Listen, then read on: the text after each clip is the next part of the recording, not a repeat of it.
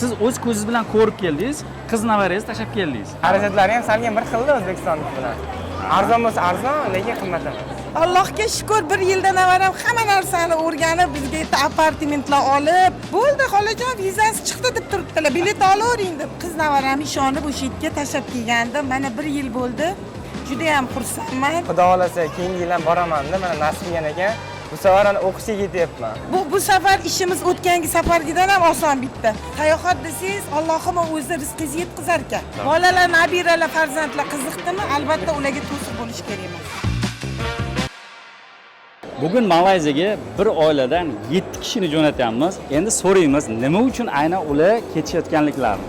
Vasil opa, Abdullohni kuzatishdan boshqa va yana nima maqsadda Malayziyaga yo'l oldingiz? Yana sayohat qilib kelish, o'tgan safar bormagan joylarimizga borish, qizimni ham ko'rish maqsad. Sizcha? Biz ham shu Malayziyaga borib, Malayziyalarni ham ko'rib, aylanib. Siz Abdulloh kim bo'lasiz? Abdullohning men xolasi bo'laman. Sizlarga ham katta rahmat. Agar sizlar bo'lmaganda biz yo'tlarni ko'ra olmasdik ekan. Sabab chiqgan. Malayziyaga sabab chiqib qo'ydi sizlarni. Alloh bizga katta avvalman Allohga rahmat. Allohim shunaqa joylarni ko'rsatib qo'ydi. Allohga behisob shukr. E'tiboringiz uchun sizlarga ming rahmat. Kattakon sog' bo'ling. O'zi nima deb o'ylaysiz? Farzandlarni chet ellarda yoki xalqaro universitetda o'qitish kerakmi yo'qmi? Albatta o'qitish kerak. Dunyo qarashi o'zgaradi bolani. O'ziga bo'lgan ishonch oshadi yanada.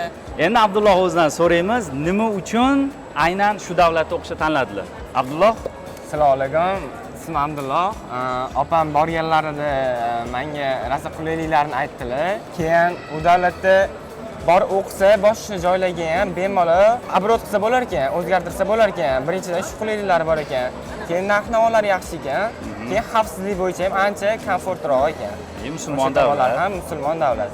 Sizlarning oilangizdagi juda ham o'sha jihati zarur edi. Hissiyotlar qanaqa hozirga? Hissiyotlar zo'r. Bu birinchi uchishingizmi? Yo'q, bu ikkinchisi. O'tgan yili xuddi shu mahal Qatarga borgandik. O'sha yerda universitetlarni ko'rganimizda niyat qildim. Xudo xolasa keyingi yil ham boraman-da, mana nasib qilgan ekan. Bu safar ana o'qishga ketyapman. Sizlar zo'r. O'shaning uchun chet elga chiqib turish kerak. Chet elga chiqqanda odamni dunyo qarash, fikrlash umuman o'zgarib ketadi. Qayta-qayta chiqavergisi kelib qoladi-da. Men ham Abdulloh xolasiman. Aylanib kelaman. Men ham orzu qilib niyat qilaman o'g'illarimni, xudo xolasa, ikkita o'g'lim bor. Hali kichkina ular. Ha, 16 yosh tayyorlanyapti, xudo xolasa. Ha, o'zi ozgina qolibdi. O'tgan yili bular kelganlarida aytdilarki, yana bitta ukasi bor. Agar Madina Bonuga yoqsa, tavsiya qilsa, bu ham ketadi degani mana o'sha paytda. Orzu qilamiz, xudo xolasa, bolalarni jo'natish inshaalloh. Alloh nasib qilsa jo'natamiz, xudo xolasa. Siz nima maqsadda ketyapsiz? Men ham shu aylanish, o'zim qasddan sayohatda yuraman, yana sayohatga. Mana jiyanlarim orqasidan, sinimi navaralar orqasidan Bonu qizimizni ko'rib, aylanib kelish maqsad. Sizlar sababchi. Rahmat. Sizlarga katta rahmat. Xudo xolasa kelajakda yana navaralarimni ham shu chet elda o'qitish maqsadim bor. Chet elda o'qiymiz deb Xudo xolasa sizlar orqali jo'natish maqsadimiz bor. Endi bizning eng asosiy qahramonlarimizdan Hoji onamizga so'z navbatini beramiz. Nima uchun aynan yana shu davlat, ya'ni Malayziya va nima uchun aynan Boran Consulting tanladinglar? Assalomu alaykum. Avvalambor Allohimga shukronalar bo'lsin. Katta navaramni Malayziyaga tashlab keldik. Mana 1 yil o'tibdi. Shunga ham bir pasda. Mana ikkinchi navaramni shu opasini oldiga ketyapmiz. Malayziyani tanlashimga sabab navaram juda maqtiydi. Men o'tgan yili borganimda juda yoqqan. Odamlari samimiy, juda chiroyli, tinch shahar. Men navaramni, qiz navaramni ishonib o'sha yerga tashlab kelgandim. Mana 1 yil bo'ldi. Juda ham xursandman. Xudo xolasa opa uka o'sha yerda o'qib, yuzimizni yoriq qilib, juda katta karyeralar qilib, boshqa Yevropa davlatlariga ham chiqib, orqasidan yana nevaralarimizni yana shunaqa chet davlatlarga olib borib yurishni nasib qilsin. Alhamdulillah mana jigarlarim bilan birga ketyapman. Xudo xolasa bu sayohatimiz juda qiziqarli va sermazmun bo'ladi degan umiddaman inshaalloh. Hamma ota-onalar bu va bobojonlarga nasib qilsin, shunaqa farzandlari, navaralarini orqasidan inshaalloh chet ellarga shunaqa safarlarga chiqishlik hammaga nasib qilsin. Ilohim. Sizga katta rahmat. Bu safar ishimiz o'tgangi safargidan ham oson bitdi. Dildoraxonga rahmat. Telefon qilsam, bo'ldi xolajon vizasi chiqdi deb turibdilar. Bilet olavering deb.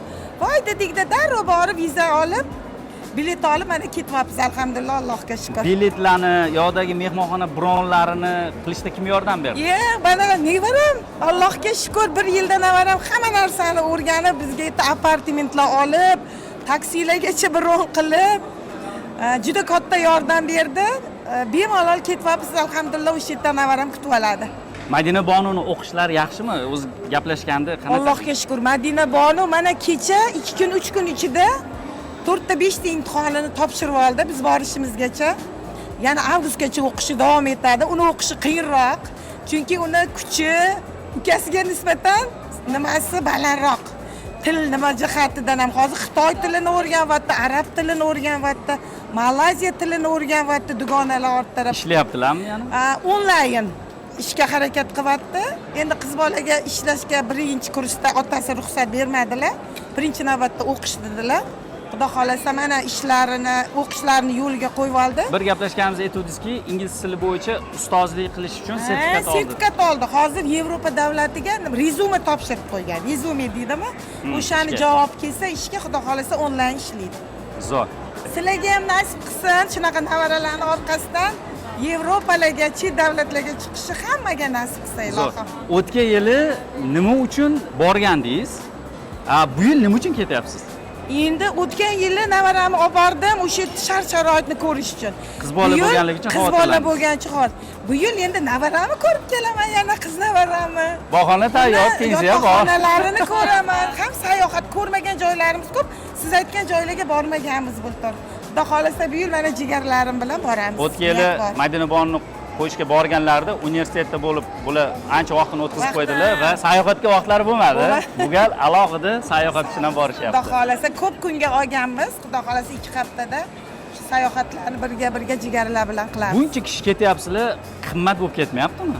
Biz har doim sayohatga ko'pchilik chiqamiz, kamchilik chiqmaymiz. Sayohat desangiz boru, sayohat desangiz Allohim o'zi rizqingizni yetkazar ekan. Birinchi marta 20-yil, 19-yil sayohatga chiqqanmiz opam bilan. Shundan keyin nima deysiz, sayohat naqa bo'lib qolganmiz. Bahona bor deng. Bahona bor. Bahona bor, Alloh yetkazadi. Pensionermiz, pensiyamizni yig'ib ketaveramiz. Zo'r. Bu aytganimdek, bizga ham nasib qilsin, sizlarga o'xshab nevaralarimizni, farzandlarimizni ko'rish uchun. Ilohim, sizlar ham bizga o'xshab nevaralarni, chavaralarni ko'rib, shularning orqasidan yuringlar. Bundan keyin ham hali o'g'limni, boshqa ikkinchi qizimni farzandlari bor. Albatta sizlar bilan Buran Consulting bilan ishlab, yana boshqa Yevropa davlatlariga, Kanada, Avstraliya, Italiya, Latviya, Ispaniya davlatlariga jo'natish Xudo xolasa. Niyatimiz bor. Hojona, juda ko'pchilik yoshlarimizni hozir chet elga ketishlariga qarshilik, qo'pol qilib aytganda qarshilik qilib qo'yayotgan insonlar bular ularni bobosi yoki buvisi bo'lib qolyapti-da. Bizani kuzatib turgan o'sha bobojon, buvijonlarga siz nima tavsiya berasiz? Umuman chet elda farzand o'qitishga jo'natish kerakmi, yo'qmi? Bobojon, buvijonlar albatta jo'natish kerak. Hozir yoshlarga imkoniyatlar juda katta. Mana O'zbekistonimiz yo'llarni ochib bergan.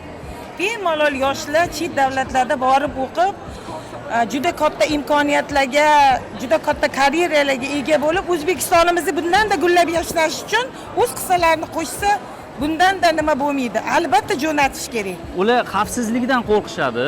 O'sha, siz o'z ko'zingiz bilan ko'rib keldingiz, qiz navarangizni tashlab keldingiz. Qanchalik xavfsiz? Yo'q, juda ham xavfsiz. Hech ham qo'rqish kerak emas. Mana qizim, nabiram 1 yil o'qidi. Juda ham xavfsiz. O'zim ham 2 hafta yurib kelganman bultur. Juda ham xavfsiz. Kechqurunlari bemalol yurdik. Demak, qo'rqish kerak emas. Bolalar, nabiralar, farzandlar qiziqdimi, albatta ularga to'siq bo'lish kerak emas. Zo'r. Maqsadga erishish kerak. Demak, siz ham farzandingiz yoki navarangizni chet elga jo'natishdan shunaqa xavotir olayotgan bo'lsangiz, mana sizga isbot. Bular maza qilib jo'natib qo'yib, yo'ling oq bo'lsin deb Fotihani berib, endi bahonada bir ko'rib kelib, o'zlari ketyaptilar-da. Albatta, o'zinglar ham ko'rasizlar. Nabiralar orqasidan farzandlar. Siz ham o'shaning uchun ikkilanmang. Barcha hujjat ishlarida, barcha universitetga kirish jarayonlarida biz o'zimiz to'liq sizlarning yoningizda yordamchi bo'lamiz. Rahmat sizlarga. Salomat bo'linglar. Boran Consulting har doim sizga eng yaxshisini tavsiya qiladi va eng yaxshi xizmatlarni ko'rsatadi.